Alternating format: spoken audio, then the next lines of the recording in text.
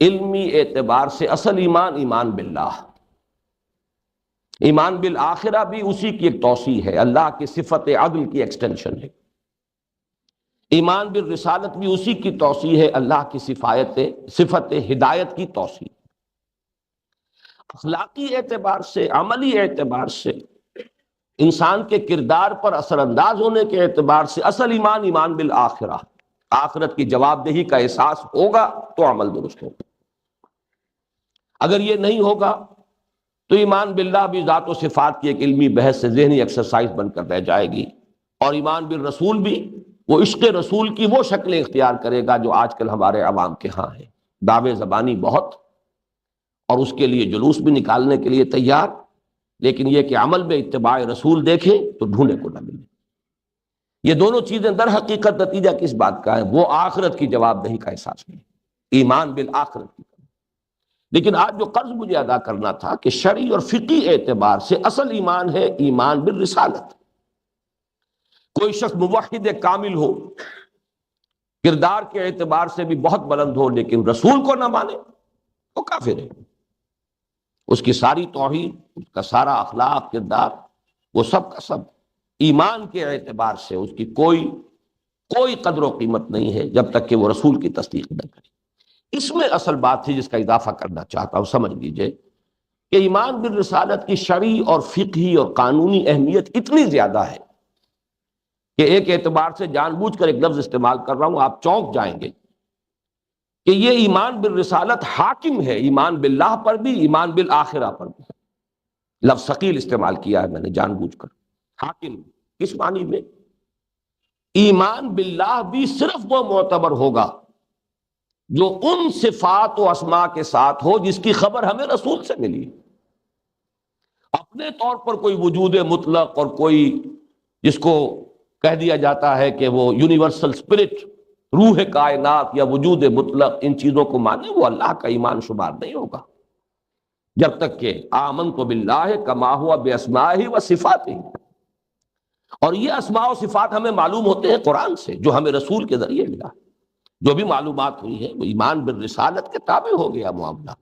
محض کسی خالق کو مان لینا ایمان باللہ نہیں شمار ہوگا، محض کسی وجود مطلق کو تسلیم کر لینا ایمان باللہ شمار نہیں ہوگا، محض کسی روح کائنات کو تسلیم کر لینا ایمان باللہ شمار نہیں ہوگا، جب تک کہ اس ہستی کے لیے وہ اسماء و صفات نہ تسلیم کیے جائیں جن کا علم ہمیں ایمان بالرسالت کے واسطے سے ہوا۔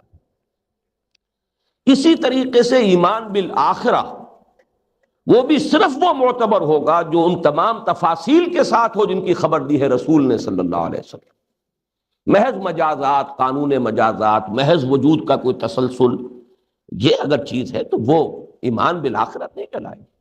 ماننا پڑے گا بعث بعد الموت، حشر و نشر، وزن اعمال، جزا و سزا، حساب کتاب، جنت اور دوزخ، جنت کی نعمتیں، دوزخ کی سزائیں اور عقوبتیں، یہ تمام چیزیں جو ہمیں ملی ہیں قرآن سے، جو ہمیں ملی ہیں احادیث نبویہ سے، ان کی تصدیق کے ساتھ جب مانیں گے ہم تب وہ ایمان بالآخرہ ہوگا دینی اعتبار سے۔ ورنہ مجرد جو ہے روح انسانی کا تسلسل، وجود انسانی کی بقا، اس کو اگر کوئی مانتا بھی ہے تو وہ ایمان بالآخرہ نہیں۔ تو یہ نکتہ تھا اصل میں جو میں چاہتا تھا کہ آج مزید واضح ہو جائے۔ اب جو آج کی گفتگو ہے اس کا جو عنوان دیا گیا ہے اخبار میں بھی اور اس وقت بھی آپ کے سامنے ہے، اس میں کچھ غلطی ہوئی ہے۔ سب سے پہلے میں اس کی تصحیح کرنا چاہتا ہوں۔ ایمان کے 2 درجے جو یہاں لکھا گیا ہے، یہ لفظ غلط استعمال ہوا ہے۔ جہاں تک درجوں کا تعلق ہے ایمان کے، وہ 2 نہیں ہے، بے شمار۔ جیسے یہ کہا گیا ہے کہ اللہ تعالیٰ تک وصول اور رسائی کے راستے اتنے ہی ہیں جتنے نفوس انسانی ہیں، اسی طریقے سے جتنے انسان دنیا میں ہوئے ہیں یا ہوں گے اتنے ہی درجے ایمان کے۔ اس لیے کہ ایمان کی انٹینسٹی، ایمان کی شدت، جس کو ہم کبھی تعبیر کرتے ہیں علم الیقین، عین الیقین، حق الیقین، یہ درجات ہیں۔ اور ایمان کی گہرائی اور گیرائی اس کے اعتبار سے بے شمار مراتب ہیں۔ چنانچہ اس اعتبار سے نوٹ کیجئے، میں نے یہ چند چیزیں نوٹ کی ہیں۔ ایک عام دیہاتی کا ایمان اور ایک عالم اور دانا اور حکیم انسان کا ایمان، بہت فرق ہوگا، زمین و آسمان کا فرق ہوگا۔ اسی طرح صحابی رسول کا ایمان اور کسی عام مسلمان کا ایمان، بلکہ یہاں تک کہ اولیاء اللہ کا ایمان، ان میں بھی فرق و تفاوت ہے۔ گر حفظ مناقب نہ کنی زندگی، خود صحابہ کرام میں حضرت ابو بکر صدیق کا ایمان اور کسی عام بدو صحابی کا ایمان، ظاہر بات ہے کہ چہ نسبت خاک را بعالم پاک، زمین و آسمان کا فرق ہوگا۔ اس اعتبار سے میرا ذہن منتقل ہوا کہ حدیث میں آیا ہے کہ میدان حشر میں جب نور عطا ہوگا اہل ایمان کو، یہ سورہ حدید میں بھی اور سورہ تحریم میں بھی یہ مضمون آیا ہے، یسعی نورہم بین ایدیہم و بایمانہم۔ اس کی شرح میں حضور نے فرمایا ہے صلی اللہ علیہ وسلم کہ یہ نور جو لوگوں کو اہل ایمان کو عطا ہوگا تو اس کے بڑے مختلف درجے ہوں گے۔ کسی کو اتنا نور ملے گا کہ روشنی مدینے سے صنعاء تک پہنچے گی، یمن کا شہر۔ تاحال بھی ہم اس کا تصور نہیں کر سکتے کہ کوئی ایسی روشنی بھی ہو سکتی ہے۔ سورج کی روشنی تو پہنچتی ہے ہر جگہ، لیکن ہماری بنائی ہوئی جو بھی روشنی کے ذرائع ہیں ان میں سے تو کوئی اس کا تصور ہم نہیں کر سکتے۔ اتنا بھی نور ایمان، اور کسی کا اتنا بھی ہوگا کہ جس سے صرف قدموں کے آگے روشنی ہو جائے، جیسے کہ وہ ٹارچ ہوتی ہے۔ یہ بھی شخص بڑا خوش نصیب ہوگا جسے وہ ٹارچ نصیب ہو گئی۔ پل صراط پر سے تو گزر جائے گا، ٹھوکر کھا کر گرے گا تو نہیں، تو بڑا خوش نصیب ہوگا وہ جسے اتنی بھی روشنی مل گئی، اتنا نور بھی مل گیا۔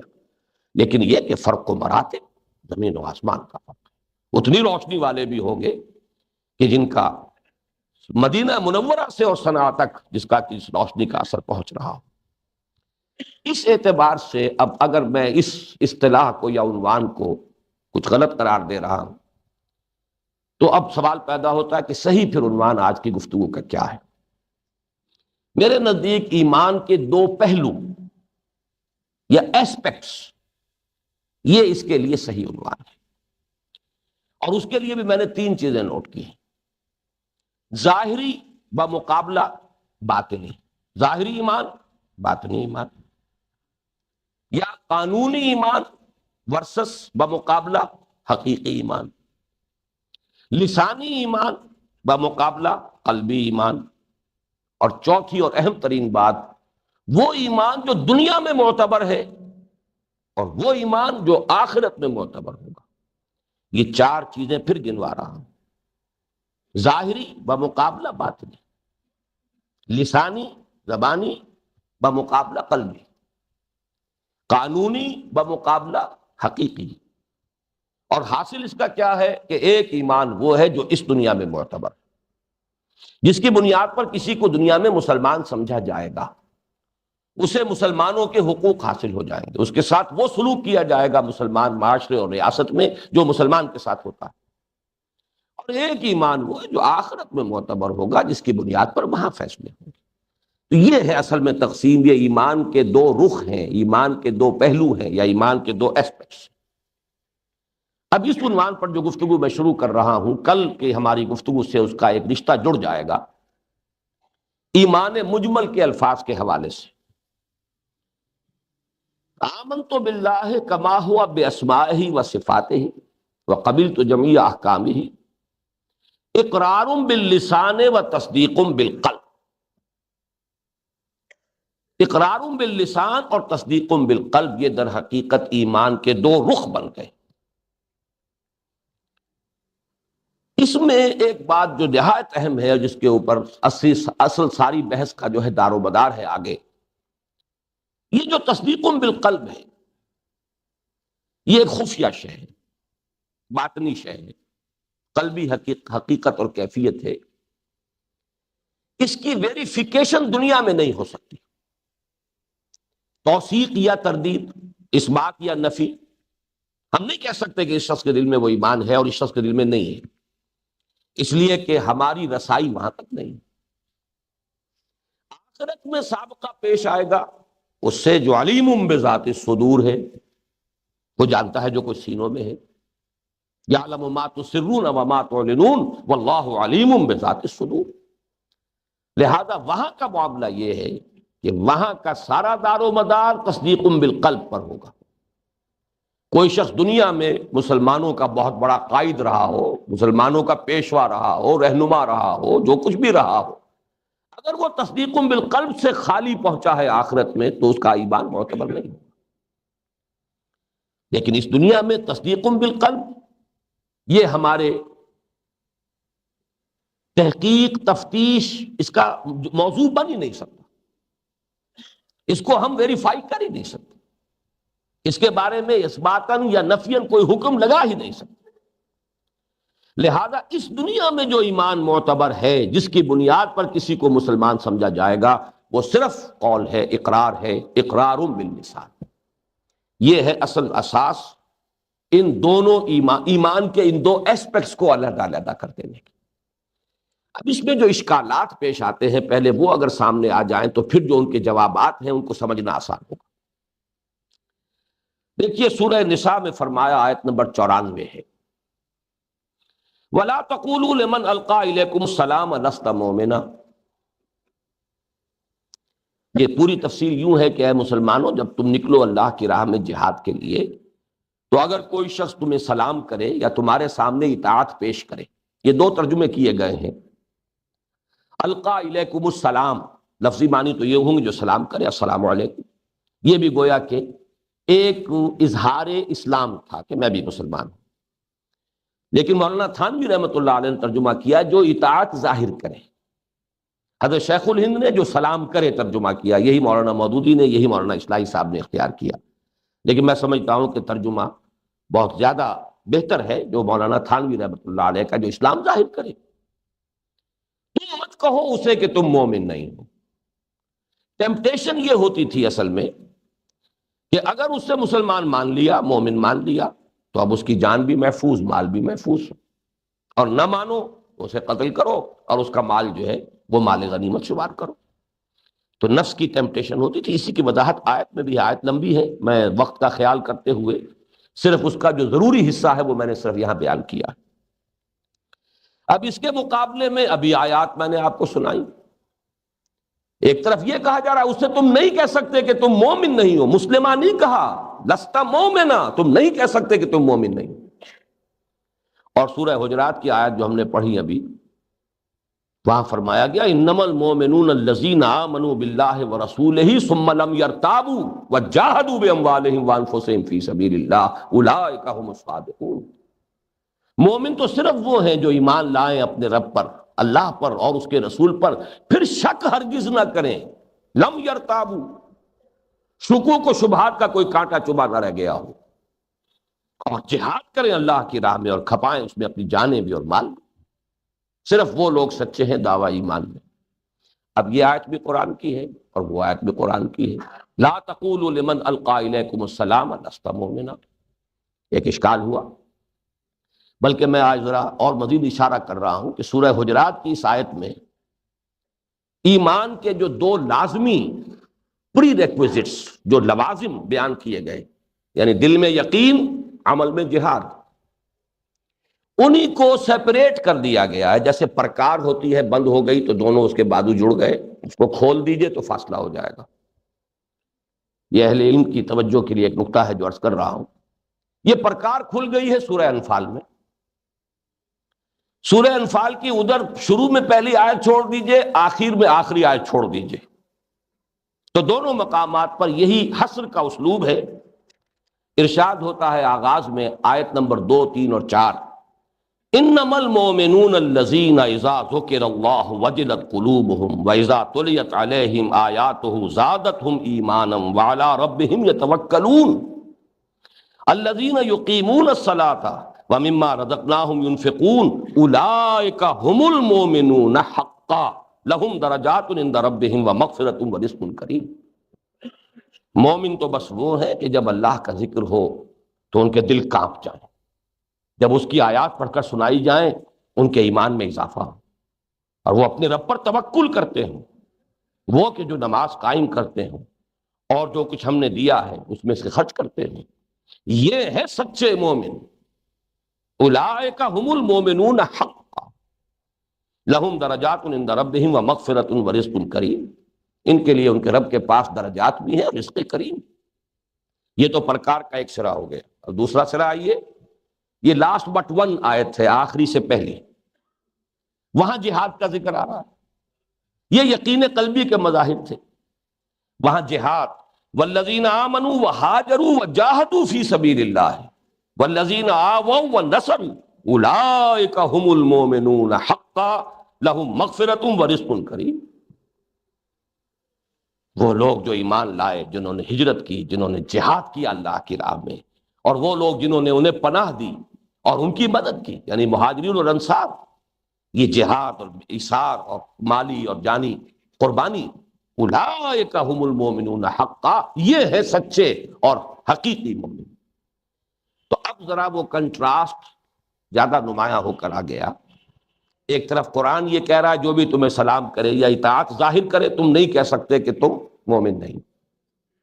دوسری طرف قرآن ایمان کے لیے کوالیفائی کرنے کے لیے پری کوالیفیکیشن جو ہے وہ اتنی عظیم پری کوالیفیکیشن بیان کر رہا ہے۔ اس اشکال کو ہمیں حل کرنا ہے ابھی، لیکن پہلے اشکال کو سمجھ لیجیے۔ یہ اشکال حدیث میں اور بہت شدید ہو جاتا ہے، حدیث نبویہ میں یہ اشکال بہت شدید ہے۔ تضاد ظاہری کا لفظ استعمال کر رہا ہوں، حقیقی تضاد نہیں ہے لیکن تضاد ظاہری بہت نمایاں ہے۔ مثلاً بڑی مشہور حدیث ہے، من قال لا الہ الا اللہ دخل الجنہ، جس نے کہا لا الہ الا اللہ جنت میں داخل ہو جائے گا۔ اچھا، اس حدیث میں تو ذرا ایک امکان ہے، جیسے کہ بعد میں تفصیل سے آئے گا، کہ کچھ سزا جھیل کر جہنم میں کچھ حصہ وقت گزار کے پھر جائے گا۔ ایک دوسری حدیث سنیے، عن عبادۃ بن الصامت رضی اللہ تعالی عنہ قال سمعت رسول اللہ صلی اللہ علیہ وسلم یقول من شہد لا الہ الا اللہ وان محمد رسول اللہ حرم اللہ علیہ النار، رواہ مسلم۔ جس شخص نے بھی گواہی دی کہ اللہ کے سوا کوئی معبود نہیں اور یہ کہ محمد صلی اللہ علیہ وسلم اس کے رسول ہیں، اللہ نے اس پر آگ کو حرام کر دیا، یعنی جہنم میں داخلے کا کوئی سوال ہی نہیں۔ اس سے بھی زیادہ گہری حدیث، جس میں کہ بعض جو سب سے اونچے گناہ ہیں، کبائر، ان کا تذکرہ ہے، یہ ہے حضرت ابو ذر رضی اللہ تعالی عنہ سے مروی، بڑی مشہور حدیث ہے، اور یہ متفق علیہ ہے۔ یہ کبائر تک پر کے ارتکاب کے بارے میں بات ہو رہی ہے۔ عن ابی ذر قال اتیت النبی صلی اللہ علیہ وسلم وعلیہ ثوب ابیض وهو نائم ثم اتیتہ وقد استيقظ فقال، حضرت ابو ذر فرماتے ہیں کہ میں ایک مرتبہ حضور کی خدمت میں حاضر ہوا تو ان پر آپ نے ایک چادر اوڑھی ہوئی تھی سفید اور سوئے ہوئے تھے، تو گویا کہ وہاں سے واپس ہو گئے، دوبارہ حاضری دی تو آپ جاگ چکے تھے۔ اب یہ جاگ کر حضور نے فرمایا، فقال ما من عبد قال لا الہ الا اللہ ثم مات علی ذلک الا دخل الجنہ۔ حضور نے فرمایا نہیں ہے کوئی بندہ جو کہے لا الہ الا اللہ اور اسی پر اس کی موت واقع ہو، لا الہ الا اللہ سے منحرف نہ ہو، وہ جنت میں داخل ہو جائے گا۔ اب حضرت ابو ذر کے بارے میں نوٹ کر لیجئے، وہ فقراء صحابہ میں سے، اور ان کا زہد تو یوں سمجھیے خود حضور نے جو سند دی ہے کہ من کان یسرہ ان ینظر الی زہد عیسیٰ فلینظر الی صاحب ابی ذر، اگر کسی کی خواہش ہو کہ حضرت عیسیٰ کا زہد اپنی آنکھوں سے دیکھے تو دیکھ لے میرے ساتھی، میرے دوست ابو ذر کو، زہد میں اس انتہا کو پہنچے۔ جن کا مزاج یہ ہے وہ چونک گئے، حضور نے یہ کیا فرمایا، دین کو تو بالکل ہی آسان کر دیا، کوئی گرفت رہی ہی نہیں۔ تو وہ یہ فرماتے ہیں کہ میں نے کہا قلت ان زنا و ان سرق، کیا وہ جنت میں چلا جائے گا چاہے اس نے زنا کیا ہو اور چاہے اس نے چوری کی ہو؟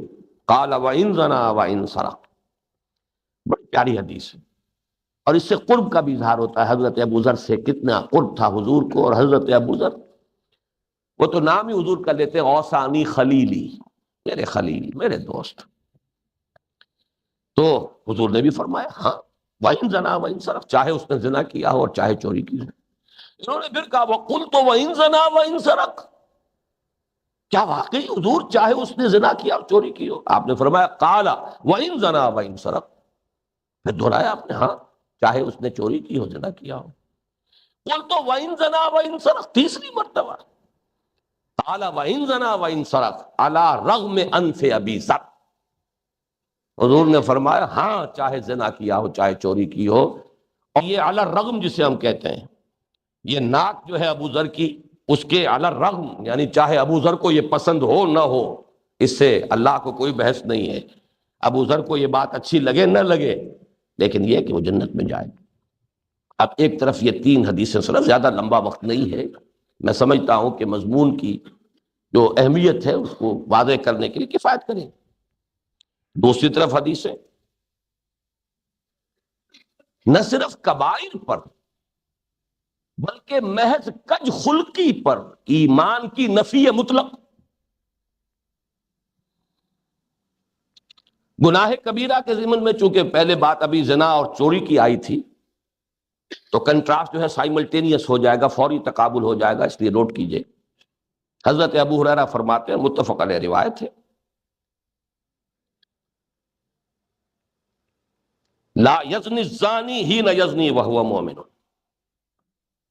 کوئی زانی زنا نہیں کرتا حالت ایمان میں، ولا یسرق السارق حین یسرق وہو مومن، نہیں چوری کرتا کوئی چوری کرنے والا حالت ایمان میں، ولا یشرب الخمر حین یشرب وہو مومن، کوئی شراب پینے والا حالت ایمان میں شراب نہیں پیتا۔ نفی ہو گئی۔ اس سے بھی زیادہ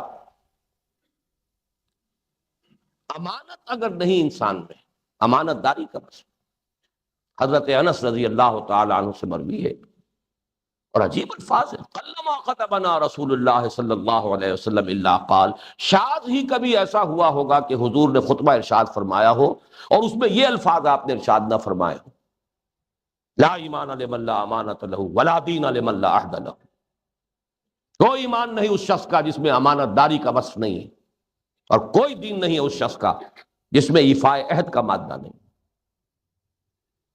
کیٹیگوریکل سٹیٹمنٹ ہے، لا ایمان لا دین، لا ایمان لمن لا امانت لہ ولا دین لمن لا عہد لہ۔ میرے نزدیک اس موضوع پر جو کلائمیکس ہے وہ حدیث ہے کہ جو متفق علیہ ہے حضرت ابو ہریرہ سے، مزید یہ کہ اس میں حضرت امام بخاری ایک اور صحابی سے بھی اس روایت کو لائے ہیں، متفق علیہ روایت ابو ہریرہ سے، فرمایا نبی اکرم صلی اللہ علیہ وسلم نے، واللہ لا یؤمنو واللہ لا یؤمنو واللہ لا یؤمنو، خدا کی قسم وہ شخص مومن نہیں، خدا کی قسم وہ شخص مومن نہیں، خدا کی قسم وہ شخص مومن نہیں۔ میں یہ عرض کیا کرتا ہوں، اس وقت بھی عرض کرنے پر مجبور ہوں کہ صحابہ کانپ گئے ہوں گے، ہم تصور نہیں کر سکتے اس کا، لرز گئے ہوں گے، کون بدبخت ہے، کون شقی ہے جس کے بارے میں حضور نے 3 مرتبہ اللہ کی قسم کھا کر کہا کہ وہ مومن۔ تو بہت ڈرتے ڈرتے پوچھا ہوگا، قیل من یا رسول اللہ، حضور کون؟ اب آپ ذرا تیار ہو جائیں ذہناً، کسی گناہ کبیرہ کا تذکرہ نہیں، اس میں زنا کا یا شرک کا یا چوری کا یا قتل کا۔ الذی لا یأمن جارہ بوائقہ، وہ شخص کے جس کی کج خلقی سے، جس کی ایذا رسانی سے اس کا پڑوسی چین میں نہیں، امن میں نہیں۔ یامنو کا لفظ آ گیا جو کل ہماری بحث تھی، امن یامن امنن و امنتن، امن میں ہونا۔ الذی لا یامن جارہ بوائقہ، وہ شخص کہ جس کا پڑوسی اس کی ایذا رسانی، اس کی کج خلقی کی وجہ سے چین میں نہیں ہے، امن میں نہیں ہے، وہ مومن نہیں ہے، خدا کی قسم مومن نہیں ہے، خدا کی قسم مومن نہیں ہے۔ میرے نزدیک یہ کلائمیکس ہے۔ اب اس میں ایک اور میں اضافہ کر رہا ہوں، ایک واقعہ ہے بڑا پیارا جو حضور کی حیات طیبہ میں پیش آیا۔ حضرت اسامہ ابن زید رضی اللہ تعالی عنہما حضور کو بڑے پیارے تھے، پوتوں کے مانند، مانند کہہ رہا ہوں اس لیے کہ حضرت زید کو حضور نے منہ بولا بیٹا بنا لیا تھا، ایک عرصے تک تو زید ابن محمد کہلاتے رہے رضی اللہ تعالی عنہ وصلی اللہ علیہ وسلم۔ پھر جب سورہ احزاب میں وہ آیت نازل ہو گئی کہ یہ متبنہ اسلام میں اس کا کوئی اعتبار نہیں ہے، تو پھر وہ زید ابن حارثہ رہ گئے، لیکن حضور کے بڑے چہیتے، ان کے بیٹے ہیں حضرت اسامہ۔ اب یہ روایات مختلف ہیں، بخاری میں بھی ہے، مسلم میں بھی ہے، بعض دوسری احادیث میں بھی ہے۔ ان میں یہ آیا ہے، بعض میں یہ آیا ہے کہ ایک اکیلے حضرت اسامہ کے ساتھ واقعہ پیش آیا، دوسرا واقعہ یہ تفصیل سے ہے کہ حضرت اسامہ اور ایک انصاری صحابی کے ساتھ واقعہ پیش آیا۔ ایک جنگ میں ان کا مقابلہ ہوا ایک کافر سے، اور جہاں دونوں کا ذکر ہے اس میں آتا ہے کہ دونوں نے مل کر قابو پا لیا اس پر، انصاری صحابی زید بن حارثہ رضی اللہ تعالی عنہما۔ جب اس کافر نے یہ دیکھا کہ اب تو میرا کوئی بس نہیں چل رہا، اس نے کہہ دیا اشہد ان لا الہ الا اللہ واشہد ان محمد رسول اللہ۔ اس پر انصاری صحابی نے تو اپنا نیزہ روک لیا، حضرت زید ابن حارثہ رضی اللہ تعالی عنہما نے نہیں روکا اور اسے ہلاک کر دیا۔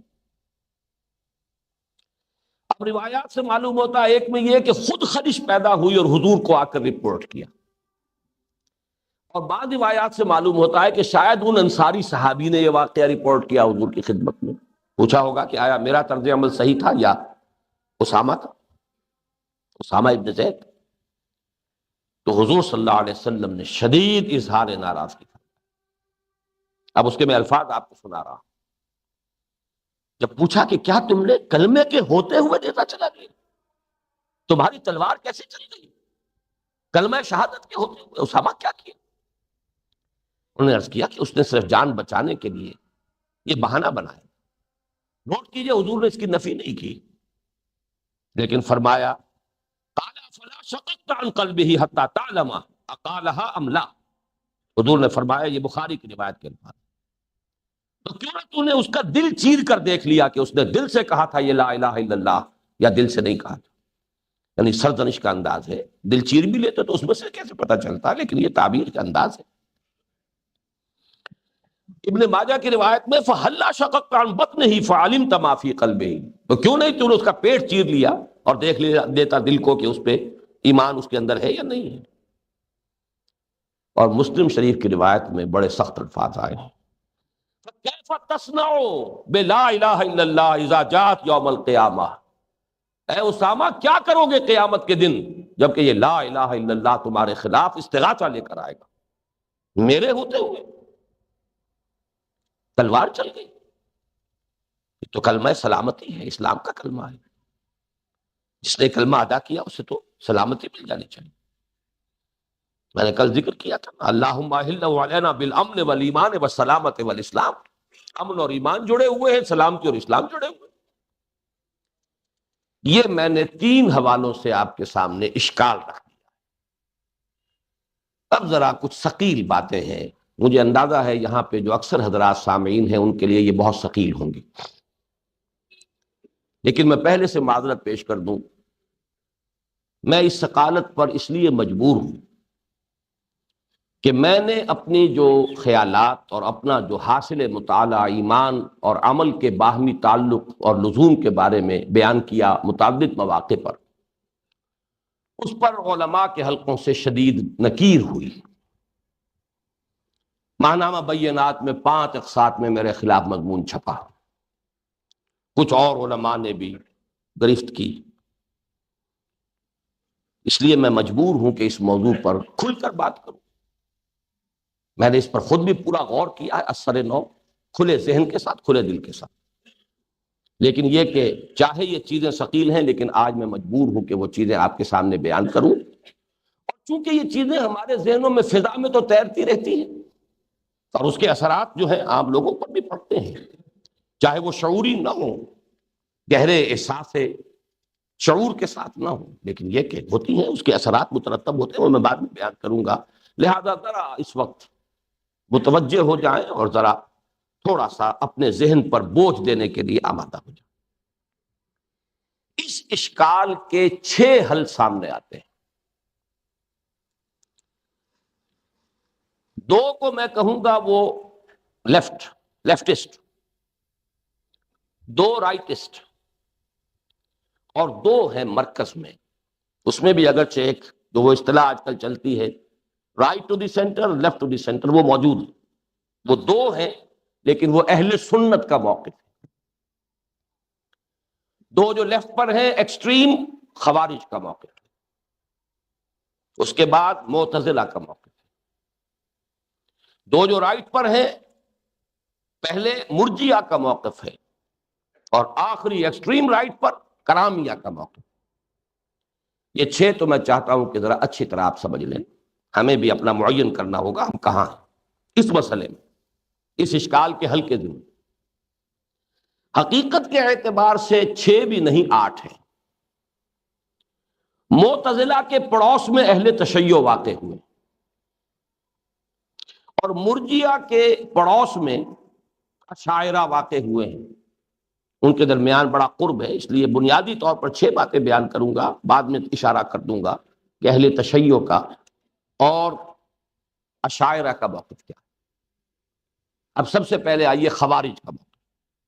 یہ نوٹ کر لیں کہ خوارج سب کے سب اس کے قائل نہیں تھے جو بیان ہو رہا. آج بھی کچھ خوارج کے نام سے لوگ موجود ہیں، عباضیہ فرقہ ان کا جو ہے امان وغیرہ کے علاقے میں موجود ہے، لیکن یہ کہ وہ معتدل قسم کے خوارج ہیں.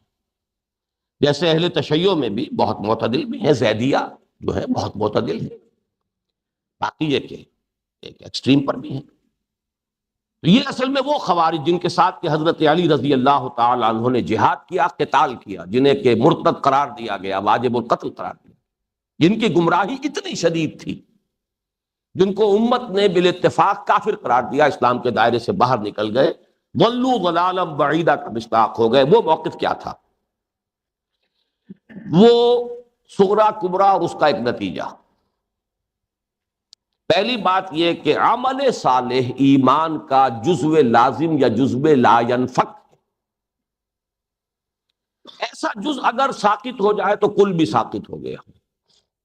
جزو لا ينفک، جزو لازم، عمل ایمان کا جز. دوسری بات یہ کہ اسلام کا دار و مدار ایمان پر ہے.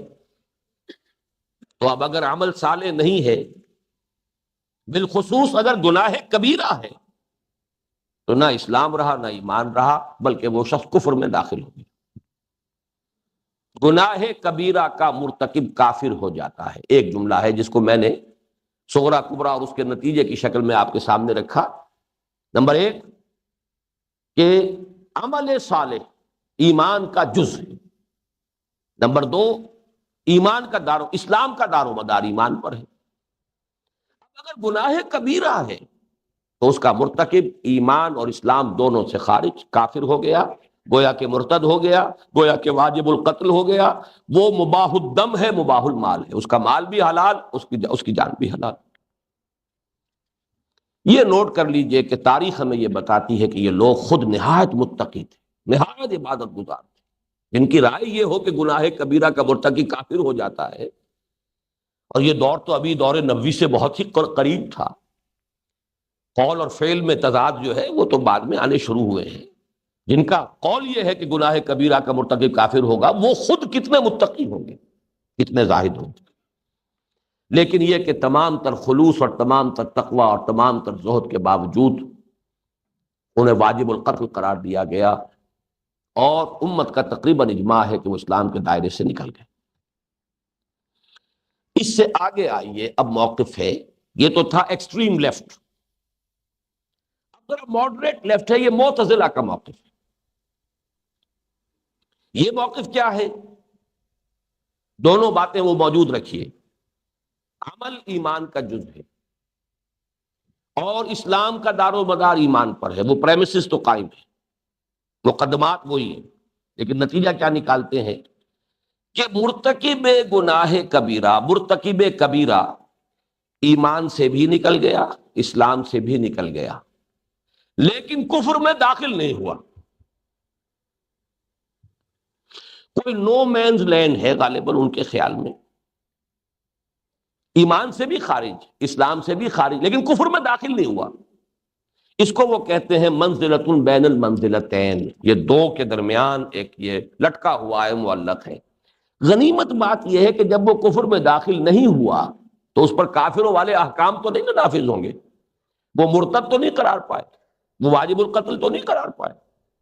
وہ مباح الدم اور مباح المال تو نہیں قرار پائے، یہ غنیمت ہے، لیکن اصولی اعتبار سے ان کا موقف وہی ہے کہ گناہ مرتبہ کا، گناہ کبیرہ کا مرتکب اسلام اور ایمان دونوں سے خارج، البتہ کفر میں داخل نہیں ہوا۔ تیسرا موقف ہے محدثین کرام کا، لیکن یہ موقف صرف محدثین ہی کا نہیں ہے، محدثین میں سے جو سید المحدثین ہے امام بخاری رحمۃ اللہ علیہ، ان کے حوالے سے یہ زیادہ مشہور ہے، لیکن یہ موقف امام مالک کا بھی ہے، امام شافعی کا بھی ہے، امام احمد ابن حنبل کا بھی ہے، تینوں ائمہ کا، امام بخاری اور محدثین کا۔ ان کو میں اہل سنت میں شمار کر رہا ہوں، لیکن لیفٹ ٹو دی سینٹر، تھوڑا سا ایک طرف ہے، ایک دائرے کے اندر دو موقف آ رہے ہیں، دونوں ہیں اہل سنت کے دائرے، لیکن لیفٹ ٹو دی سینٹر۔ ان حضرات کا کہنا یہ ہے کہ ایمان کا جز ہے عمل، اس میں تو کوئی شک نہیں، لیکن بد عملی کی وجہ سے، گناہ کی وجہ سے انسان نہ ایمان سے خارج ہوتا ہے نہ اسلام سے خارج ہوتا ہے۔ تھوڑا سا منطقی جھول آتا ہے اس میں، لیکن یہ کہ جو موقف ان کا ہے وہ ہمیں سمجھ لینا چاہیے۔ قول و عمل، ایمان، عمل اور قول دونوں کے مجموعے کا نام ہے، لیکن وہ شدت نہیں ہے، نہ معتزلہ والی کہ اسلام اور ایمان سے خارج ہو گیا لیکن کفر میں داخل نہیں ہوا، نہ خوارج والی کہ اسلام سے باہر، ایمان سے باہر، کفر میں داخل۔ البتہ وہ چیز قدر مشترک ہے کہ عمل بھی ایمان کا جز۔ چوتھا موقف ہے امام ابو حنیفہ رحمۃ اللہ علیہ اور ان کے متبعین، مقلدین، ان کے شاگردوں کا، اور گویا کہ یہ احناف کا یہ موقف ہے۔ یہ رائٹ ٹو دی سینٹر میں اسے کہہ رہا ہوں، ہے درمیان میں اہل سنت کا ہی، محدثین اور یہاں فقہا۔ ان کے نزدیک ایمان اور عمل دو جدا گانا اینٹیٹیز ہیں، ان کے مابین تلازم نہیں ہے، یہ باہم لازم و ملزوم نہیں ہے۔ ایمان نام ہے امام ابو حنیفہ کے نزدیک صرف تصدیق اور اقرار کا، دل سے تصدیق اور عمل میں اقرار، باقی دوسرے گناہوں پر چاہے وہ کبیرہ گناہ ہو تکفیر نہیں ہوگی۔ البتہ یہ ہے کہ ایمان کی جو ہے کمیت کے اندر عمل سے اضافہ ہو جائے گا، یا ایمان کی کمیت کا انسان کے عمل میں ظہور ہو جائے گا، البتہ تصدیق جو کہ تو وہیں کی وہیں رہتی ہے، اس کے اندر کوئی تغیر یا اضافہ یا کمی پیش نہیں آتی۔ اور جن احادیث میں عمل کی بنیاد پر ایمان کی نفی کی گئی ہے، ان کی توجیہ ان کے نزدیک یہ کہ یہ کمال ایمان کی نفی ہے، نفس ایمان کی نہیں۔ گویا کہ واللہ لا یؤمنو، واللہ لا یؤمنو، واللہ لا یؤمنو کا ترجمہ یہ ہوگا یا ترجمانی یہ ہوگی، خدا کی قسم اس شخص کا ایمان کامل نہیں، خدا کی قسم اس شخص کا ایمان کامل نہیں، خدا کی قسم اس شخص کا ایمان کامل نہیں۔ یہ گویا کہ ترجمانی ہوگی، مراد یہ ہوگا۔ ان کے موقف میں ایک بات یہ بھی ہے کہ اگر تصدیق قلبی موجود ہے، رائی کے دانے کے برابر بھی ایمان ہے، تو انسان اگر اس کا گناہوں کا پلڑا زیادہ بھاری ہے نیکیوں سے تو جہنم میں تو داخل ہوگا، البتہ اپنے گناہوں کے بقدر سزا پا کر جہنم سے نکل آئے گا۔ یہ ان کے موقف کی چوتھی بات۔ یہ ہے امام ابو حنیفہ رحمۃ اللہ علیہ کا موقف۔ میں نے امام بخاری اور ائمہ ثلاثہ، امام مالک، امام شافعی، امام احمد ابن حنبل، ان کو بریکٹ کیا ہے محدثین اور یہ فقہا، لیکن یہ دونوں کے دونوں بریکٹڈ ہیں، اہل سنت ہی کے دو طبقے۔ اس سے اب باہر جب نکلیں گے ہم تو اب یہ رائٹسٹ آ گئے۔ ان میں پہلے ہیں مرجیہ، یہ ماڈریٹ رائٹسٹ ہیں۔ ان کے نزدیک بھی اصولی موقف تو وہی ہے جو حضرت امام ابو حنیفہ کا ہے کہ ایمان نام ہے تصدیق اور اقرار کا۔ علامہ ابن حجر کی ان کے موقف نے ان کے موقف کی تعبیر کی ہے، المرجیہ تو قالو ہوا یعنی ایمان اعتقاد و نطق فقط۔ مرجیہ کا قول یہ ہے کہ ایمان ہے اعتقاد اور زبان سے اس کے اقرار کا فقط۔ اہل سنت سے فرق کہاں واقع ہوا؟ یہ سمجھتے ہیں کہ اگر یہ دو چیزیں موجود ہیں تو کوئی گناہ چاہے احد پہاڑ کوہ ہمالیہ جیسے پہاڑ بھی ہو جہنم میں داخل ہوگا ہی نہیں آدمی۔ فرق سمجھ میں آ گیا؟ امام ابو حنیفہ کے نزدیک اگر پلڑا بھاری ہے گناہوں کا نیکیوں سے تو جہنم میں جائے گا، داخل ہوگا، البتہ خلود فی النار نہیں ہوگا اگر اس کے اندر رائی کے دانے کے برابر بھی ایمان ہے، حقیقی ایمان، تصدیق بالقلب، نکل آئے گا۔ کب نکلتا ہے؟ لاکھوں سال بعد، احقاب بعد، چند دنوں بعد، یہ اس سے بحث نہیں ہے، اصولی بات ہو رہی ہے۔ آخری جو ہے ایکسٹریم رائٹسٹ موقف جو ہے وہ کرامیہ کا ہے، وہ تصدیق کی بھی بحث نہیں کرتے، وہ تو کہتے ہیں جس نے کہا قول نطق فقط۔ علامہ ابن حجر عسقلانی فرماتے ہیں کہ الکرامیۃ قالوا ہوا الایمان نطق فقط۔ یہ فتح الباری سے یہ حوالے دے رہا ہوں، صرف زبان سے جس نے کہہ دیا لا الہ الا اللہ، کوئی گناہ جو ہے، کوئی اس کا عمل، کوئی سرے سے زیر بحث نہیں، اعتقاد بھی دل میں ہے یا نہیں، اس سے بھی کوئی بحث نہیں، جہنم سے وہ بالکل بری ہے۔ اب میں ذرا تھوڑا سا اضافہ کر دوں، اشاعرہ کا موقف جو ہے وہ مرجیہ کے قریب ہے۔ وہ بھی یہ کہتے ہیں کہ ایمان صرف اعتقاد کا نام ہے، اور اقرار صرف شرط ہے اجرائے احکام کے لیے، ورنہ وہ لازم نہیں ہے۔ یعنی اس کو سمجھ لیجئے کہ فرق کیا ہوا۔ اعتقاد ہے، اظہار نہیں کر سکا کوئی شخص، فرض کیجئے خوف کی وجہ سے، ایک شخص دل میں حضور کو رسول سمجھ چکا لیکن قتل کے خوف کی وجہ سے اور جو شدید پرسیکیوشن ہو رہی اس کی وجہ سے اظہار نہیں کر پایا، تو اللہ کے ہاں تو فیصلہ جو ہے وہ قلبی کیفیت پر ہوگا۔ لہذا مرجیہ کے قریب اشاعرہ کا موقف، امام ابو الحسن علی اشعری، ان کے موقف کی تائید میں ایک حدیث آپ کو سنا رہا ہوں، یہ بخاری میں بھی ہے، مسلم میں بھی ہے، حضرت انس سے رضی اللہ تعالی عنہ، بڑا پیارا واقعہ یہ بھی، جیسے حضرت ابو ذر والا واقعہ بڑا پیارا ہے۔ حضرت انس فرماتے ہیں کہ ایک مرتبہ حضور اور حضرت معاذ رضی اللہ تعالی عنہ یہ ایک ہی سواری پر تھے، ردیف تھے حضرت معاذ حضور کے، اب اثناء سفر میں چل رہا ہے، اونٹ چل رہا ہے، آگے حضور بیٹھے ہیں، پیچھے حضرت معاذ۔ آپ نے فرمایا یا معاذ، انہوں نے عرض کیا لبیک یا رسول اللہ وسعدیک، میں حاضر ہوں، متوجہ ہوں، فرمائیے۔ آپ نے پھر فرمایا، کچھ بات اور نہیں فرمائی، یا معاذ لبیک یا رسول اللہ وسعدیک، تیسری مرتبہ پھر فرمایا یا معاذ لبیک یا رسول اللہ وسعدیک۔ اس کے بعد فرمایا حضور نے، اب دیکھیے اہمیت کا عالم، ما من عبد یشہد ان لا الہ الا اللہ وان محمد رسول اللہ صدقا من قلبہ الا حرمہ اللہ علی النار۔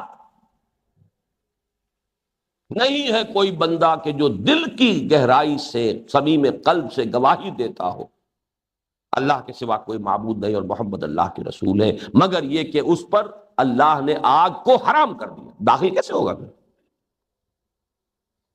تو عشائرہ کا موقف اور مرجیہ کا موقف اس حدیث سے بظاہر، ابھی ساری گفتگو کریں گے، بظاہر جو ہے بڑی تقویت حاصل ہوتی ہے۔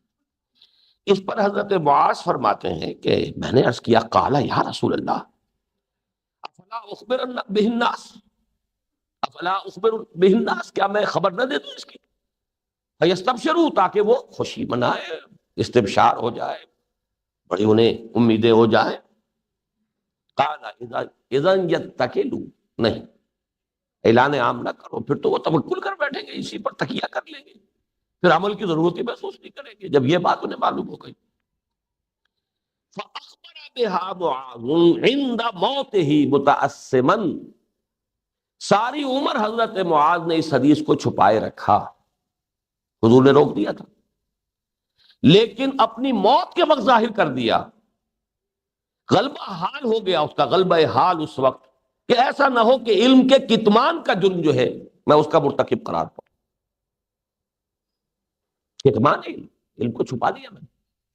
اب دیکھیے یہ دو چیزیں تھیں، ایک طرف حضور کا حکم ہے کہ نہیں لوگوں کے اندر اس سے جو ہے وہ تقیہ پیدا ہو جائے گا، دوسری طرف آپ یہ بھی محسوس کر رہے ہیں کہ یہ تو علم کا کتمان ہے. بارہ موت کے وقت پھر انہوں نے یہی فیصلہ کیا کہ مجھے اس حدیث کو ظاہر کر دینا چاہیے، علم ہے، حضور کا فرمان ہے. اہل تشیع معتزلہ کے قریب ہیں، اور انہوں نے ایک اضافی جو معاملہ اس میں کیا ہے وہ یہ ہے کہ دنیا میں فیصلے کرنے شروع کر دیے کون صرف مسلمان ہے، کون مومن ہے اور کون منافق ہے. حالانکہ یہ فیصلے صرف قیامت میں ہونے ہیں. دنیا میں تو ہمارا معاملہ ہوگا ظاہر کے اعتبار سے، دل چیر کر دیکھ نہیں سکتے. چنانچہ صرف چند صحابہ کو وہ مومن مان کر باقی سب کو بہت غنیمت ہے جو مان لے کہ وہ صرف مسلمان تھے، باقی اکثر و بیشتر تو وہ انہیں منافق قرار دے. یہ گویا کہ معتزلہ ہی کے موقف کی اپلیکیشن ہے بالفعل جو اس دنیا میں انہوں نے کر دی. ایک قدم آگے بڑھ گئے، ورنہ موقف ان کا وہ یہ جو معتزلہ کا ہے. یہ 6 یا 8 حل میں نے آپ کے سامنے رکھے اس اشکال کے. اب اس کا ذرا ایک اور اعتبار سے جائزہ لے لیں. یہ گویا کہ اسی سبق کی کا اعادہ ہو جائے گا، یاد دہانی. یہاں میں نے 4 درجے قائم کیے. وہ ترتیب اور تھی، 2 ایکسٹریم لیفٹ پر، 2 ایکسٹریم رائٹ پر، 2 درمیان میں اہل سنت کے 2 حصے، وہ بھی left to the centre, right to the centre. اب یہاں پر نوٹ کیجئے، کرامیہ جو ایکسٹریم رائٹسٹ ہیں وہ صرف اقرار اور قول اور نطق ہی کو کافی سمجھتے ہیں. چھٹی ہوئی، اس نے کہہ دیا گویا کہ وہ ان احادیث کو بالکل ان کے لٹرل معنی میں، بالکل لغوی معنی، من قال لا الہ الا اللہ دخل الجنہ، جس نے شہادت دی حرم علیہ النار، اللہ تعالیٰ نے اس پر آگ کو حرام کر دیا. وہ تو قول ہی ہے نا، اور کیا. انہوں نے صرف نطق کو کافی سمجھا. اشاعرہ نے صرف تصدیق کو کافی سمجھا. جب دل میں تصدیق ہے تو اقرار تو ہو ہی جائے گا، الا یہ کہ کوئی قتل کا فرض کیجئے کہ خوف ہو تو کیا کرے گا، جبکہ قرآن مجید میں ثبوت موجود ہے کہ آدمی اگر موت کا اندیشہ ہو تو حرام کھا سکتا، الا ان تتقوا منہم تقاہ، جان کا اندیشہ ہو تو آدمی کفر کا بھی اظہار کر سکتا ہے. وَقَلْبُهُ مُطْمَئِنٌ بِالْإِيمَانِ، اگر قلب قائم ہے ایمان پر تو زبان سے کفر یا کلمہ کہہ کر بھی جان بچانے کی اجازت ہے. جب ایک دفعہ اظہار ایمان کے بعد اجازت ہے کہ آپ زبان سے کلمہ کفر کہہ سکتے ہیں جان بچانے کے لیے، تو اس کے ابتدائی کتمان کا بھی اسی کے اوپر قیاس کیا جا سکتا. لیکن جو اب ترتیب جو چل رہی ہے سمجھیے، صرف اقرار کرامیہ، صرف تصدیق اشاعرہ. تصدیق جمع اقرار، دل سے تصدیق ہو زبان سے اقرار ہو، یہ مرجیہ کا موقف بھی ہے اور امام ابو حنیفہ کا بھی ہے، احناف کا بھی ہے. الایمان تصدیق و اقرار، قول، عمل کو شامل نہیں کرتے. لیکن مرجیہ کا موقف یہ ہے کہ اگر یہ تصدیق اور اقرار موجود ہے، اگر تصدیق موجود ہے، اقرار بھی موجود ہے، لیکن عمل میں گناہوں کا پلڑا بھاری ہے نیکیوں سے، تو جہنم میں داخل ہوگا. البتہ خلود فی النار نہیں، ہمیشہ نہیں رہے گا، وہاں سے نکل آئے. نمبر 4 ہے کہ تصدیق جمع اقرار جمع عمل. الایمان تصدیق و اقرار و عمل، یہ 3 کا موقف ہے، محدثین کرام کا ہے. لیکن وہ گناہ کبیرہ یا بد عملی کی وجہ سے ایمان سے خارج نہیں کرتے، اسلام سے بھی خارج نہیں کرتے. یہی معتزلہ کا موقف ہے، تصدیق جمع اقرار جمع عمل، لیکن وہ خارج کر دیتے ہیں ایمان سے بھی اسلام سے بھی، لیکن کفر میں داخل نہیں کرتے. یہ غنیمت ہے. آخری انتہا پر جو ہے خوارج ہیں، جو کہ کفر میں داخل کر کے مرتد قرار دے کر واجب القتل، مباح الدم، مباح المال قرار. یہ ہے خلاصہ. اب اس میں جو میں بات عرض کر رہا ہوں اس پر توجہ فرمائیے. خوارج اور کرامیہ گمراہی کی انتہاؤں پر ہیں، ایکسٹریم صورتیں، محض اقرار کافی، عمل ہے یا نہیں ہے، بد عملی ہے، کچھ ہو، اقرار ہے۔ وہاں یہ کہ گناہ کبیرہ ہوا، اسلام بھی ختم، ایمان بھی ختم، کفر میں داخل، تکفیر۔ یہ دو ایکسٹریمز ہیں جو بالکل شدید گمراہی کی۔ بہت ہمت کر کے ایک بات کہہ رہا ہوں کہ معتزلہ کا موقف جو ہے محمل ہے، بے معنی ہے۔ ایمان اور اسلام سے تو نکل گئے لیکن کفر میں داخل نہیں ہوئے۔ اسلام اور کفر کے مابین کوئی نو مینز لینڈ نہیں ہے۔ اسلام سے بھی نکل گیا تو کفر میں پہنچ گیا، لا محالہ۔ یہ سرحدیں تو متصل ہیں، ایک ہی سرحد ہے جو جدا کر رہی ہے۔ ادھر سے نکلے پاکستان کی سرحد سے نکلے تو ہندوستان کی سرحد ہے، لیکن ہماری سرحدوں پر تو نو مینز لینڈ ہوتا ہے، وہ انتظامی امور ہے، لیکن اسلام اور کفر کے مابین کوئی نو مینز لینڈ نہیں۔ لہذا معتزلہ کا موقف میرے نزدیک محمل ہے۔ ائمہ اربعہ، اب میں یہاں جمع کر رہا ہوں چاروں ائمہ کو، امام ابو حنیفہ، امام مالک، امام شافعی، امام احمد ابن حنبل، اور محدثین اور فقہا کا موقف، بلکہ کسی حد تک معتزلہ کا موقف بھی، اس لیے کہ جب انہوں نے کافر قرار نہیں دیا، کفر میں داخل ہونا قرار نہیں دیا، تو اجراء احکام تو نہیں ہوگا کافر والا۔ دنیا کے نتیجے کے اعتبار سے یہ تمام موقف ایک ہی ہے۔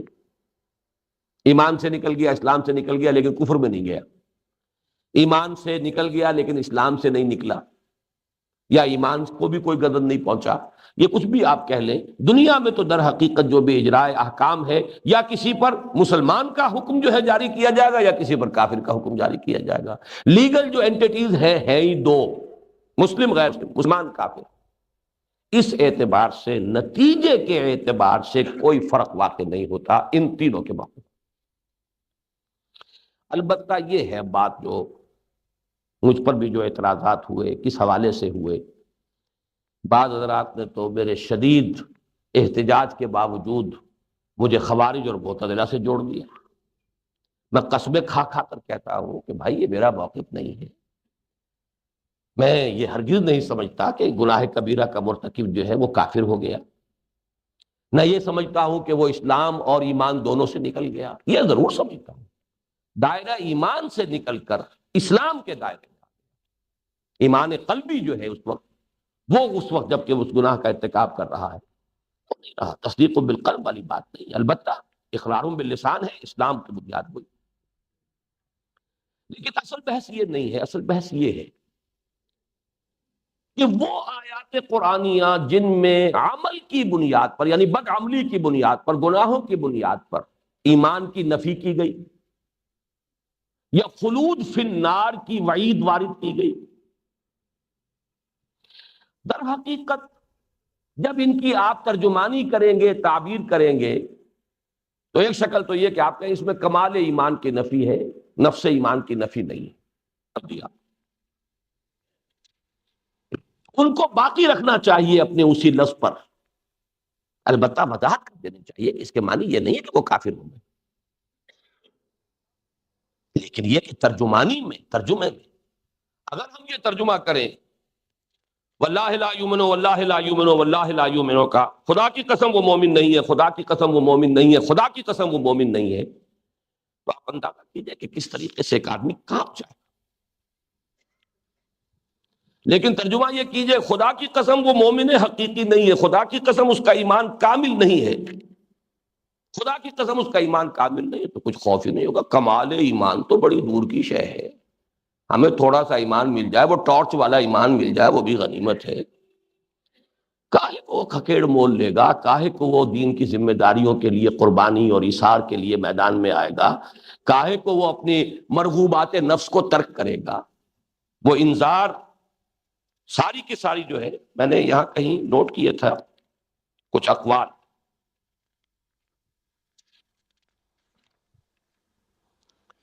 مثلا دیکھیے یہی جو حدیث ہے جو میں ابھی بیان کر رہا ہوں، واللہ لا یؤمن واللہ لا یؤمن واللہ لا یؤمن، میں نے عرض کیا کہ اگر ترجمہ آپ یہ کر دیں گے اس کا ایمان کامل نہیں ہے، خدا کی قسم اس کا ایمان کامل نہیں ہے، سارا کا سارا زور ختم ہو گیا۔ یہی بات ہے جو مولانا محمد منظور نعمانی مدظلہ نے معارف حدیث ان کی بڑی اہم اور بڑی مارکت العرا تعریف ہے. اس کی جلد اول میں ان کے الفاظ ہیں جو کوٹ کر رہا ہوں. اس قسم کی احادیث کی نحوی ترکیب میں تامن یا کاملن جیسے الفاظ مقدر ماننے کی بالکل ضرورت نہیں، بلکہ ایسا کرنا ایک قسم کی بدذوقی ہے. اور میں اس سے آگے بڑھ کر ایک بات کہہ رہا ہوں، میرے نزدیک نبی کی توہین ہے. کیا نبی کو عربی نہیں آتی تھی؟ کیا وہ بیان نہیں کر سکتے تھے کہ یہ ایمان کا کمال نہیں ہے؟ جبکہ یہ لفظ آیا ہے احادیث میں، مثبت انداز میں آیا ہے. من احب للہ وابغض للہ واعطى للہ ومنع للہ فقد استکمل الایمان. جس نے محبت کی تو اللہ کے لیے کی، اور نفرت کی تو اللہ کے لیے، عداوت رکھی تو اللہ کے لیے رکھی، کسی کو کچھ دیا تو اللہ کے لیے دیا، کسی سے کچھ روکا اللہ کے لیے روکا، اس نے اپنے ایمان کو کامل کر دیا. استکمل الایمان. تو نفین بھی کہا جا سکتا تھا اس کا ایمان کامل نہیں، اس کا ایمان کامل نہیں. یہ افصح العرب ہیں محمد صلی اللہ علیہ وسلم. یہ اگر الفاظ استعمال کر رہے ہیں واللہ لا یؤمنو واللہ لا یؤمنو واللہ لا یؤمنو، کس لیے؟ تاکہ لرز اٹھیں، لوگ کانپ جائیں، ہوش میں آئیں.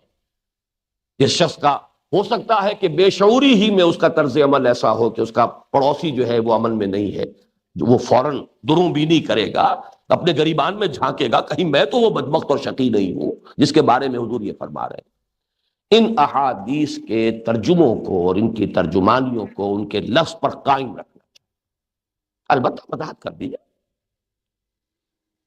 وضاحت ہو کہ اس کے معنی کفر نہیں ہے. یہاں ایمان کی نفی ہو رہی ہے، اسلام کی نفی نہیں ہو رہی ہے. تو میں ذرا تفصیل سے بعد میں عرض کروں گا، لیکن آپ کو ایک مثال میں قرآن سے بھی دے دیتا ہوں. دیکھیے، نوٹ کر لیجئے اس بات کو. کسی کی توہین اس وقت پیش نظر نہیں ہے. مولانا مفتی محمد شفیع رحمۃ اللہ علیہ کا میں بہت احترام کرتا ہوں، ان کے فقاہت، ان کا تقویٰ، ان کا تدین. میں ان کے قریب بھی رہا ہوں، کچھ عرصہ جو ہے میری رہائش رہی ہے کورنگی میں، ان کے دارالعلوم سے بالکل ملحق، صرف ایک سڑک درمیان میں تھی. گھریلو مراسم بھی تھے، بہت شفقت فرماتے. لیکن ان کی تفسیر سے میں ایک آیت کی ترجمانی آپ کو سنا رہا ہوں کہ فقیہانہ احتیاط کی وجہ سے کس طرح اس کی تاثیر ختم ہو جاتی ہے. مفتیانہ احتیاط، احتیاط مفتیانہ ہے، لیکن تاثیر ختم ہو جاتی ہے، لرزہ نہیں تاری. آیت ہے یہ سورہ نساء کی آیت نمبر 93.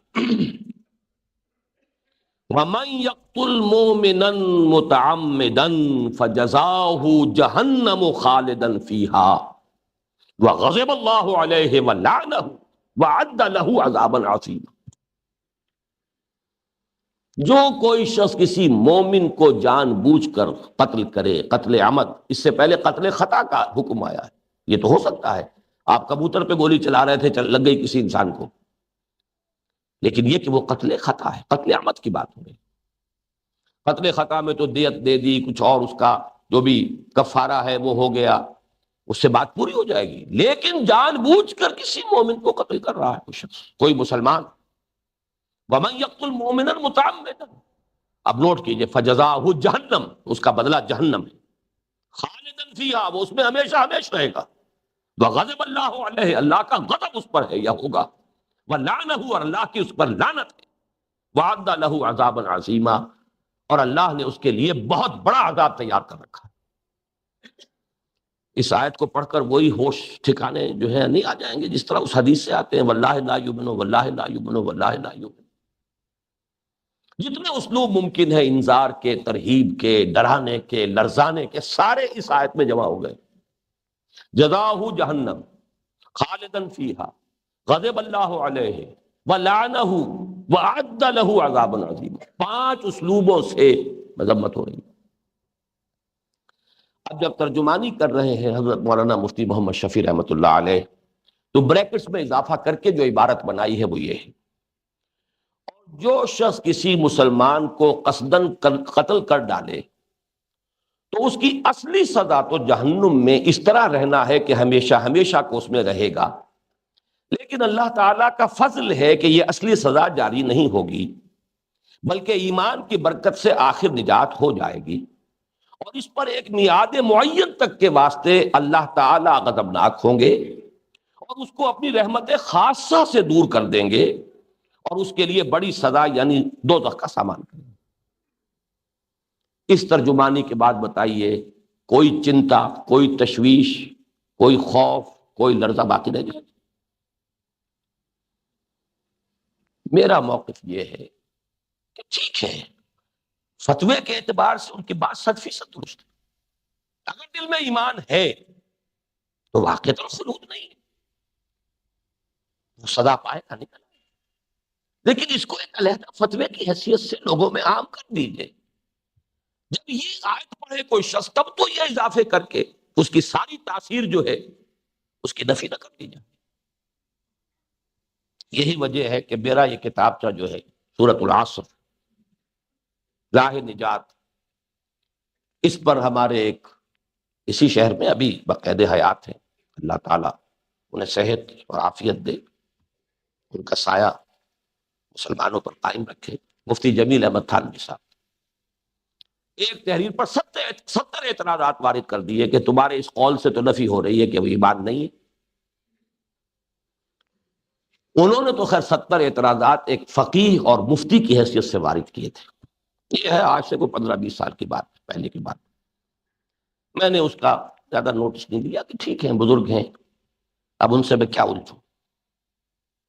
لیکن پھر یہ ہوا کہ مولانا محمد یوسف بن نوری رحمۃ اللہ علیہ نے بھی اپنی زندگی کے آخری ایام میں، بعد میں مجھے معلوم ہوا کہ کسی صاحب نے چند میرے، اور یہ کتابچہ بھی میرا نہیں کسی اور کا شائع کردہ کہیں سے شائع ہوا، اس میں اغلاط بھی بہت تھی، صدیقی ٹرسٹ ہے کراچی میں، انہوں نے شائع کر دیا تھا۔ اس کی بعد عبارات کے اوپر قلم لگا کر اور نشان لگا کر حضرت مولانا سید محمد یوسف بن نوری رحمۃ اللہ علیہ کی خدمت میں پیش کر دیا۔ اس کی بنا پر انہوں نے بھی یہ بات کہی کہ یہ صحیح نہیں ہے، گرفت کی۔ تو میں نے اس کتابچے کے کور پر یہ لکھنا شروع کر دیا۔ اس کتابچے پر بعض بزرگوں نے یہ گرفت فرمائی ہے کہ اس کی بعض عبارات سے عاصی اور گناہگار اہل ایمان کے اپنے گناہوں کے بقدر سزا پانے کے بعد جہنم سے رہائی پانے کی نفی ہوتی۔ میں اس سے برات کرتا ہوں۔ میری رائے بھی یہی ہے کہ جس مسلمان کے دل میں رائی کے برابر، رائی کے دانے کے برابر بھی ایمان ہوگا، وہ بالآخر جہنم سے نجات پا جائے گا۔ اس کتابچے میں جہاں جہاں لفظ نجات آیا ہے اس سے مراد اول وہلے میں نجات ہے، یعنی یہ کہ انسان کو جہنم میں بالکل ڈالا ہی نہ جائے اور میدان حشر ہی میں رحمت و مغفرت خداوندی اس پر سایہ فگن ہو جائے۔ مزید برآں اس کتابچے کی زبان قانون اور فتویٰ کی زبان نہیں ہے، بلکہ ترغیب و ترہیب کی ہے، ورنہ میرا موقف بھی وہی ہے جو امام اعظم ابو حنیفہ رحمۃ اللہ علیہ کا ہے، یعنی گناہ کبیرہ کے ارتکاب سے بھی کوئی شخص کافر نہیں ہوتا بلکہ مسلمان ہی رہتا۔ اب آئیے جو آسان حل ہے ان سارے اشکالات کا، آسان اور اہل سنت کے موقف کی عام فہم تعبیر کیا ہے، اس کے لیے بھی میں نے 4 پوائنٹس لکھے ہیں اپنے پاس۔ نمبر 1، ایمان مطلوب اقرار باللسان اور تصدیق بالقلب دونوں کا مجموعہ ہے تو وہ ایمان مطلوب ہے جو چاہیے۔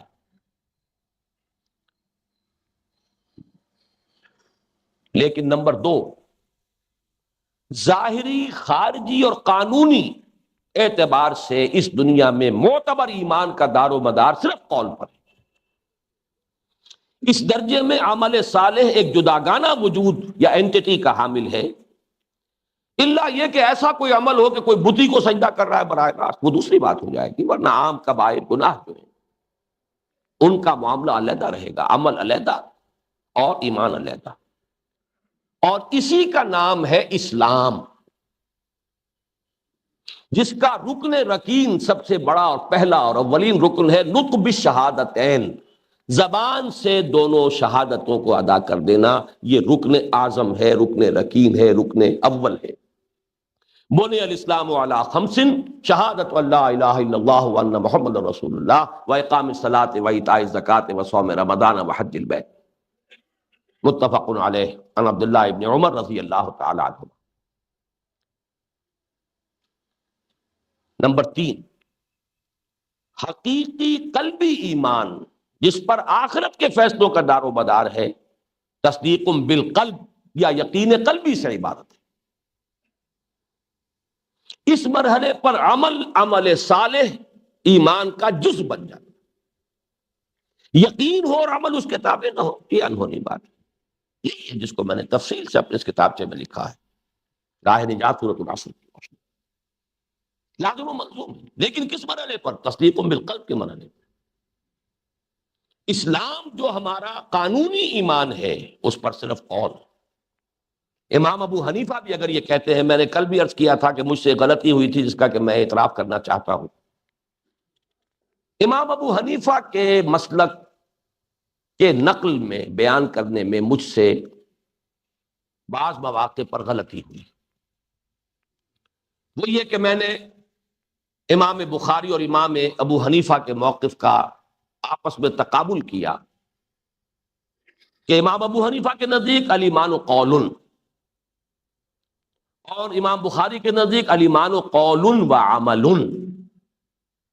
اس پر گرفت کی گئی اس مضمون میں کہ جو بینات میں شائع ہوا تھا کہ یہ صحیح نقل مذہب صحیح نہیں ہے، ان کے موقف کو صحیح بیان نہیں کیا گیا۔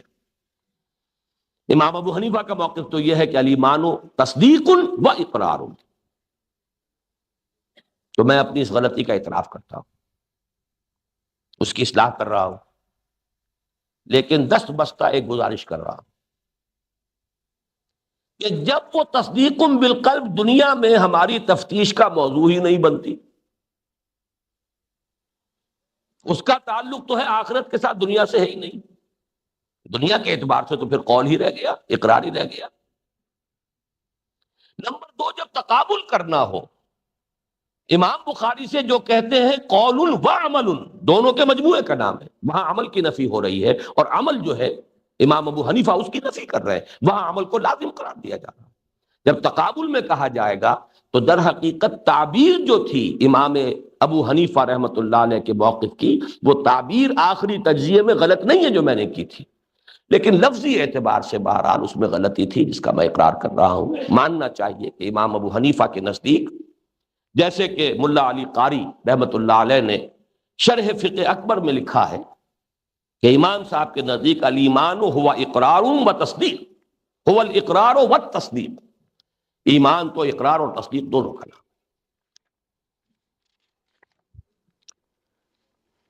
اب یہاں ان آیات کا میں چاہتا ہوں کہ آپ کے سامنے ذرا ترجمہ کروں۔ پہلی آیت میں نے پڑھی تھی سورہ نساء کی، آیت نمبر 136، یا ایھا الذین آمنوا آمنوا باللہ ورسولہ والکتاب الذی نزل علی رسولہ والکتاب الذی انزل من قبل۔ اہل ایمان، ایمان لاؤ اللہ پر اور اس کے رسول پر اور اس کتاب پر جو اس نے اپنے بندے اپنے رسول صلی اللہ علیہ وسلم پر نازل فرمائی بطریق تنزیل، اور اس کتاب پر جو اس نے پہلے نازل فرمائی تھی بطریق انزال۔ تنزیل اور انزال کا فرق واضح کر رہا ہوں۔ یا ایھا الذین آمنوا آمنوا باللہ ورسولہ والکتاب الذی نزل علی رسولہ والکتاب الذی انزل من قبل ومن یکفر باللہ وملائکتہ وکتبہ ورسلہ والیوم الآخر فقد ضل ضلالا بعیدا۔ اب اس آیت کو نوٹ کیجئے، خطاب بھی یا ایھا الذین آمنوا سے، اور کہا جا رہا ایمان لاؤ۔ کیا معنی؟ اسی کے حوالے سے وہ لفظ لکھا گیا ایمان کے 2 درجے۔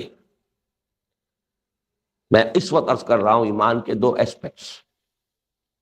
قانوناً مسلمان ہو گیا ایک شخص، جیسے کلمہ شہادت اس نے کہا، ہندو تھا، سکھ تھا، پارسی تھا، عیسائی تھا، بدھ مت کا پیرو تھا، کوئی تھا، وہ کہتا اشہد ان لا الہ الا اللہ واشہد ان محمد رسول اللہ، اقرار باللسان ہوا، وہ مسلمان ہو گیا۔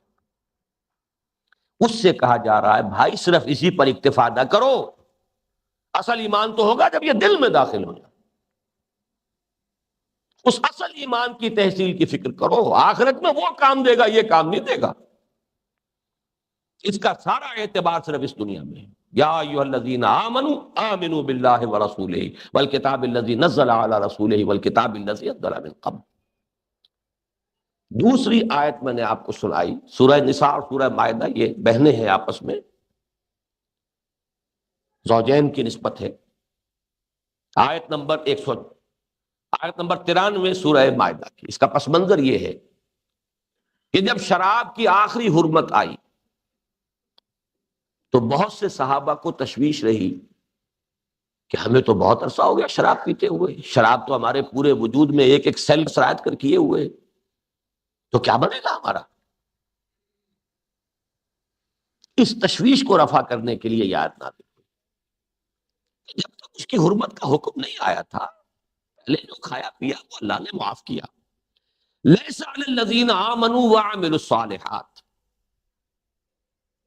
جناح فیما تعبوا، نہیں ہے ان لوگوں پر جو ایمان لائے اور جنہوں نے نیک عمل کیے کوئی الزام اس پر کہ جو وہ کھا پی چکے.